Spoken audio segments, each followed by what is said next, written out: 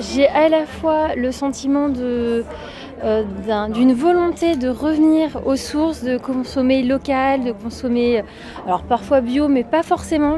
L'intérêt c'est de consommer local, mais aussi la sensation d'une surconsommation avec des hypermarchés de plus en plus grands, de plus en plus vastes. Et voilà, je pense que le consommateur n'arrive pas bien à se situer au milieu de tout ça, entre les petits producteurs et les énormes infrastructures d'hypermarchés. C'est un peu compliqué de s'y retrouver, je pense. Pour ma part, déjà français, de saison, et puis bio peut-être en troisième. Ouais, enfin, avec la conjoncture actuelle, Il y a aussi le prix. il y a aussi le pognon. Hein. Ouais. Si je m'écoutais, je ne mangerais pas de viande.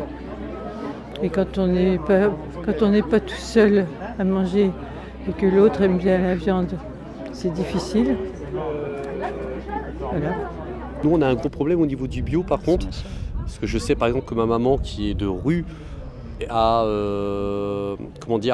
accès à une AMAP. Je sais pas si vous voyez. Chez nous, on n'en a pas. Et ça, on ne cracherait pas dessus. Ouais. Je pense qu'il y a surtout une grosse réflexion sur les circuits courts, ce que je trouve plutôt bien. Sauf qu'une pomme de terre qui est traitée 17 fois, que ce soit à Pontoise ou bien à l'autre bout du monde, elle est quand même traitée 17 fois, quoi. Donc ça pose un peu problème. Mais je pense que ça va venir. Et il y a quand même un changement depuis quelques années pour les gens initiés, motivés. Sinon, pour le bio, ouais, on n'a pas beaucoup accès, hein. C'est clair et net. Hein.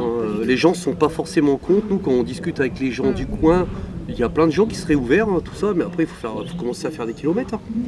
Avec les petites tourelles, ouais. Et du coup, comme le terme là pour décrire ce paysage-là, l'estuaire, tout simplement. Des agricultures quand même assez intensives, l'air de rien. Je sais pas si on fait du bio dans le coin, ça me parle pas trop. Ce qu'on voit en général, c'est quand même beaucoup de colza, en ce moment des patates. Quand je vois, après, non, ça a des grandes surfaces, quoi. Pas beaucoup de haies ou autre, par contre, c'est ce que je remarque. Je regrette qu'il y ait encore autant de pesticides. C'est-à-dire qu'on pense toujours aux abeilles comme pollinisateurs, mais en réalité, tu as plein d'autres insectes qui pollinisent les fleurs. On est toujours dans un modèle d'agriculture intensive où on répond à une demande de l'argent en fait. Hein. Il faut produire pas pour nourrir une population, mais pour satisfaire des actionnaires.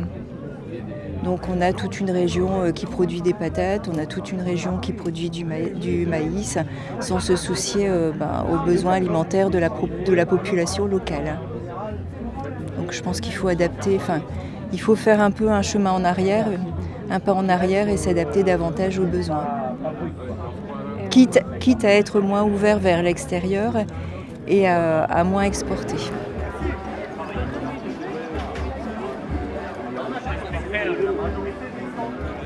Il faudrait aussi changer, je pense, les habitudes de consommation avant de changer l'agriculture elle-même, parce que l'agriculture elle existe par rapport à ce qui est consommé actuellement aussi. Donc si on essaie toujours de consommer de la même façon et que l'agriculture on la change, ça va être plus une contrainte pour les gens.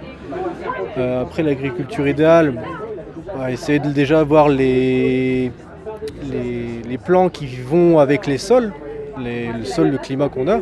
On va forcément essayer de faire pousser des choses qui n'ont rien à faire là, quoi. Si on n'a pas d'eau, par exemple du maïs, je sais que du maïs va finir par falloir l'arroser si on n'a pas assez d'eau.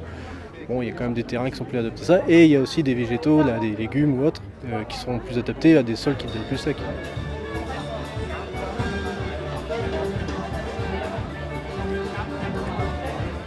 Je trouve qu'il y a encore vraiment beaucoup de grosses fermes avec un système classique, beaucoup d'arrosage un peu n'importe quoi, n'importe comment, arroser les pommes de terre en pleine journée, l'eau arrive sur la route, on n'a pas l'impression qu'il y a une grosse encore prise en charge des problèmes qu'il peut y avoir avec le changement climatique ou de comment on peut faire.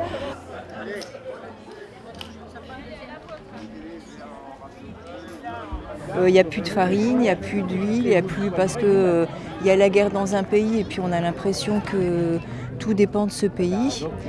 Non, enfin, je me dis, il faut qu'on arrive quand même à vivre de nos propres moyens. Alors on ne peut pas tout faire, on ne peut pas tout produire, mais il faut quand même essayer de produire un maximum par nous-mêmes pour pouvoir se nourrir. Et puis bon, nous là où on habite, on a ce qu'on appelle la CIPEWA, donc c'est un cadran qui achète aux producteurs et d'ici un mois, on va voir les tracteurs passer avec des choux-fleurs, avec du produit dessus pour les détruire, parce qu'il y a une trop grosse production. Enfin, on marche un peu sur la tête.